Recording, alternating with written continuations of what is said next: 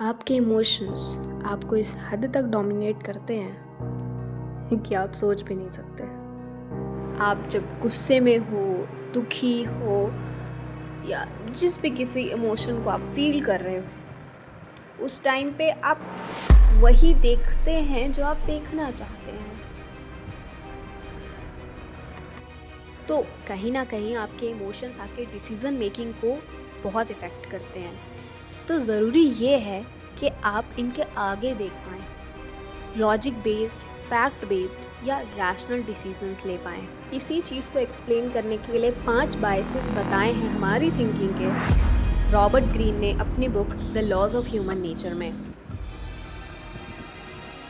वो कहते हैं जो मोस्ट कॉमन कॉज है इन इमोशंस का वो है desire for pleasure and avoidance of pain. यही सोर्स है हमारी सारे मेंटल बायसेस का। ये एक ऐसा अनकॉन्शियस इन्फ्लुएंस होता है जिससे हम ऐसे एविडेंस ढूंढते हैं जो हमारे बिलीफ को कंफर्म करता है। आपने एक बिजनेस स्टार्ट किया है और आपको लगता है कि ये सक्सेसफुल होगा, तो आप ऐसे ही एविडेंस ढूंढेंगे जिससे आपका ये बिलीफ कंफर्म हो जाए। Similarly, most of the people are drawn towards the positive side of their result. यही तो कॉज है आपके irrational decisions का। इस चीज़ से बचने के लिए अगर आप पॉजिटिव रिजल्ट सोच रहे हैं किसी आउटकम का, तो उसका नेगेटिव कॉन्सिक्वेंस भी इक्वली कंसिडर करना सीखिए। ये बायस भी सिमिलर है कंफर्मेशन बायस से। इसमें हम एक ऐसे आइडिया को होल्ड करके रखते हैं जो हमारे लिए प्लीजिंग होता है। हम इसके कुछ भी नेगेटिव आउटकम सुनना ही नहीं चाहते हैं, भले ही अंदर से हमें पता हो कि it might have some doubts to be true यार, but still it pleases us so we keep it.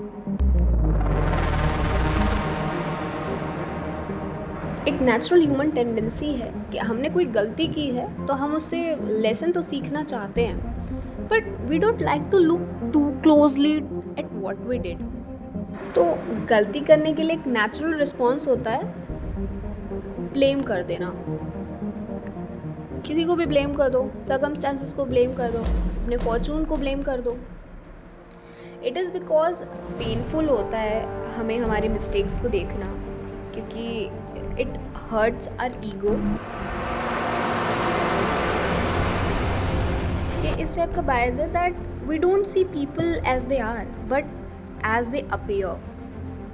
इसी में हेलो इफ़ेक्ट ये होता है कि हम ऐसी पॉजिटिव एंड नेगेटिव क्वालिटीज़ को देखते हैं और हम उसमें ऐसी क्वालिटीज़ अटैच कर देते हैं जो उसमें फ़िट होती है, एंड ये यूजुअली मिसलीडिंग होता है। For example, good looking people may seem trustworthy, या सक्सेसफुल पीपल को आप एथिकल, डिज़र्विंग या इंटेलिजेंट क्वालिटी से लिंक कर दो, भले ही वो हो या ना हो।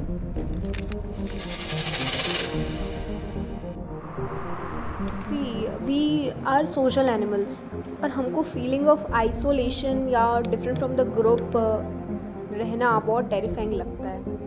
और जब हम देखते हैं कि दूसरे वही कर रहे हैं जो हम कर रहे हैं तो हमें बहुत रिलीफ मिलता है। अगेन, अब वो सही हो या ना हो।